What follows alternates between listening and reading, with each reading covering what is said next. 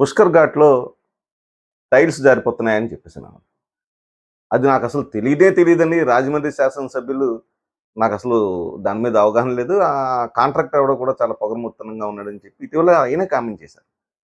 అది టూరిజం సంబంధించింది. అవసరమైతే నేను ఆయనతో స్వయంగా మాట్లాడతానని కూడా అనటం జరిగింది. అలాగే ఇవాళ మీరు వచ్చి ఇక్కడ ఏదైతే పేపర్ మిల్ పొల్యూషన్ అవ్వచ్చు, లేకపోతే ఇతరత్ర అవ్వచ్చు డైరెక్ట్‌గానే పరిశీలించారు. ఈ సందర్భాన్ని పురస్కరించుకుని అసలు పొల్యూషన్ కంట్రోల్ బోర్డు దాని శాఖ ఎవరి దగ్గర ఉంది? ఇవాళ ఓన్లీ టూరిజం ఆయన చూస్తున్నది. కందులు దుర్గేష్ గారు. కందులు దుర్గేష్ గారికి అసలు ఆ టూరిజం సంబంధించినటువంటి విషయాలైతే ఓకే.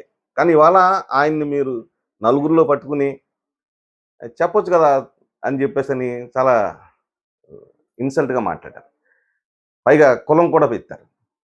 ఒక్కటే మీకు చెప్పదలుచుకున్నాను పవన్ కళ్యాణ్ గారు. ఇవాళ చాలా సౌమ్యుడు, అందరితోనూ కలిసి కులాలకి, మతాలకి అతీతంగా ఉండేటువంటి వ్యక్తి. నిజంగా కందులు దుర్గేష్ గారు. ఆయనతో మేము ఒక 20 సంవత్సరాల పాటు ప్రయాణం చేస్తున్నాం. ఆయన యొక్క మనస్థితి తెలుసు, ఆయన యొక్క విధానము తెలుసు.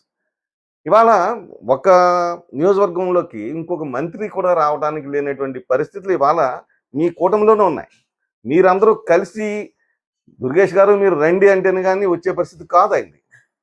అంటే ఎవరికీ ఇబ్బందికరమైన వ్యక్తి కాదాయన. రమ్మనంటే వస్తారు, కాదని చెప్తారు. లేదు ఈ పేపర్ మిల్‌కి సంబంధించిన ఇష్యూలో కూడా ఆయన ఇంటర్‌లింక్ చేయలా.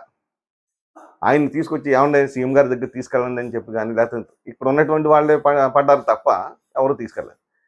ఇవాళ మీ దగ్గర ఈ పర్యావరణ శాఖ ఏదైతే మీ దగ్గర 2 సంవత్సరాల నుంచి ఉంది పవన్ కళ్యాణ్ గారు.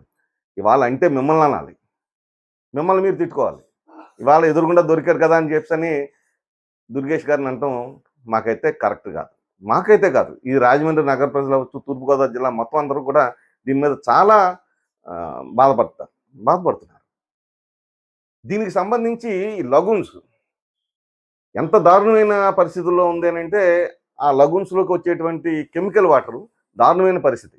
అసలు ఆ లగూన్స్ విషతుల్యం అని తెలిసిన తర్వాత దానికి సంబంధించి శాఖ ఎవరిదండి? నిమ్మల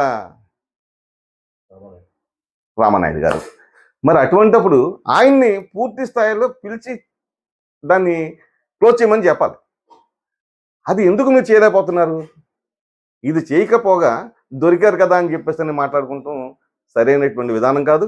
మీలో మీకు సరైనటువంటి ఈ కూటమిలోనే మీకు అంతర్గత విభేదాలు ఉన్నట్టుగా మాకు స్పష్టమవుతుంది.